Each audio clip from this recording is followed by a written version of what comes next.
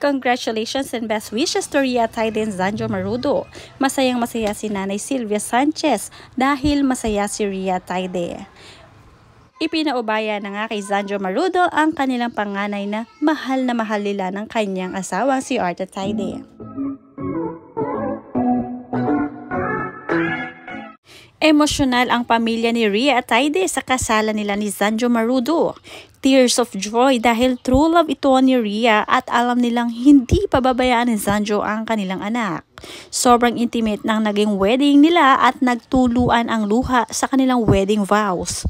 Panoorin at kung hindi pa nakasubscribe, don't forget to click subscribe and hit the notification bell to keep you updated. This is the moment and no turning back. Talaga namang siguradong sigurado si Rhea Atayde sa ginawa nila ni Zanjo Marudo.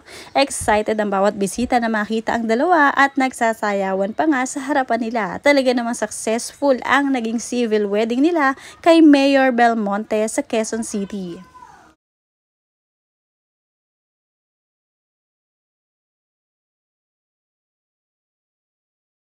Lagi ngang sinasabi ng kanyang nanay Sylvia Sanchez na happy ako, na happy ka.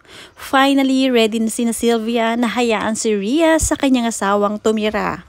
At siguradong maninibago ng ilang araw dahil lilipat na nga ng bahay si Rhea kay na Zanjo.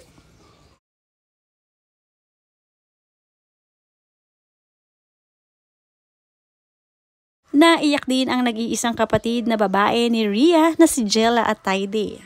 Agad nga niyang isinare ito sa kanyang social media account ang madamdaming suporta sa kanyang ate, Rhea. Sabi niya dito, 2 days late since I wanted to greet you all at once cause I know this is your happiest birthday yet, Ate Rhea. Happy birthday and congratulations, Ate. I know that when you first learned you would have a baby sister, you were apprehensive. But you have since transformed from being my first critic to becoming my unwavering champion, supporting me through all joys, challenges, and obstacles. I couldn't thank you enough for being my ate, my second mom, my mentor, and my closest confidant all in one. I am eternally grateful for the role you played in shaping me into the person I am today. I am the happiest seeing you this happy. Sobrang saya, very genuine ang happiness ni Rhea Atayde tuwing kasama niya si Zanjo Marudo.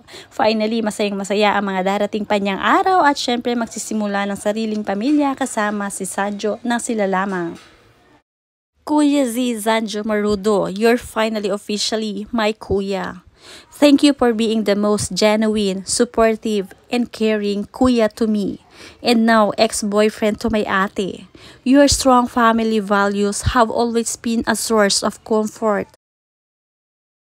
Knowing that you would take care of not just my sister but as siblings and your future family as well.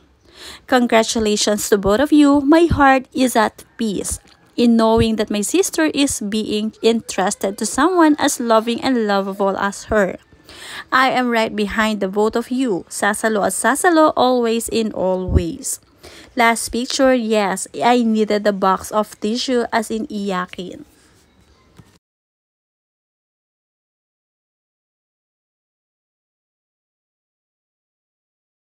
Agad na nga nagpasalamat si Rhea Atayde sa kanyang kapatid na si Jella Atayde. Guwaps ang tawag niya sa bunsong kapatid na babae. Ang sabi niya rito, love you Guwaps. Thank you for everything.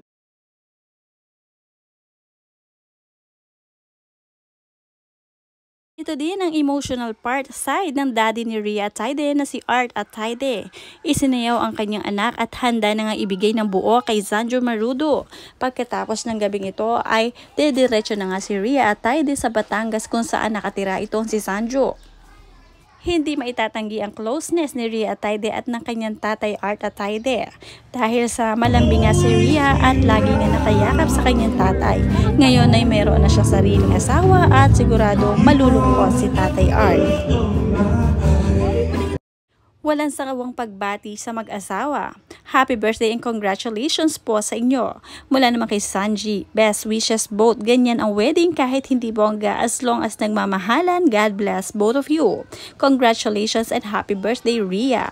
Mula naman kay Marites, sa wakas nakita mo na ang the one mo, Lodi. Best wishes sa inyong dalawa.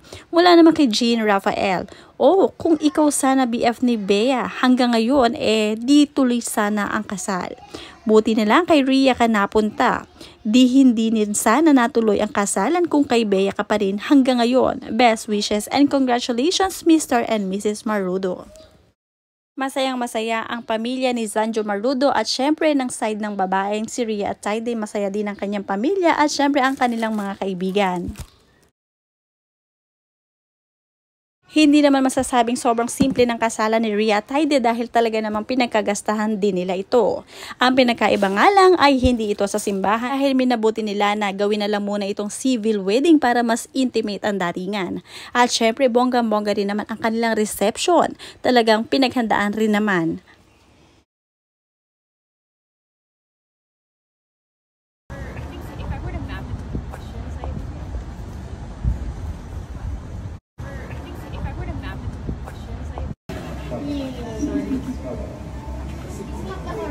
Try to look at each other.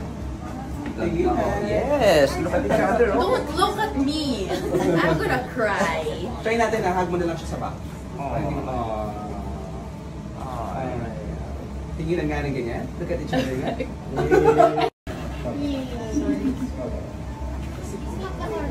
to look at each other.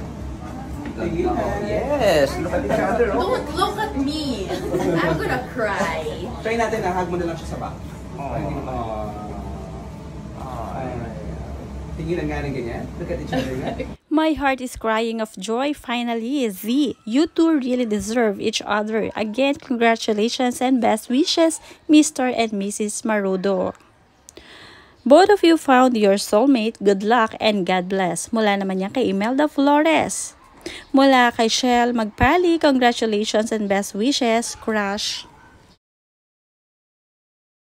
Mula kay Janice, happy birthday and best wishes to you both. Mula kay Raquel, congratulations. At mula naman kay Jonah, happy birthday and best wishes. Mula rin kay Corazon, happy birthday to you. Enjoy your special day with lots of happiness. Mula naman kay Pidal, congratulations po to both of you and happy birthday Mrs. Marudo. Congratulations din daw kay Lee Dong-wook ng Pilipinas, si Zanjo Marudo.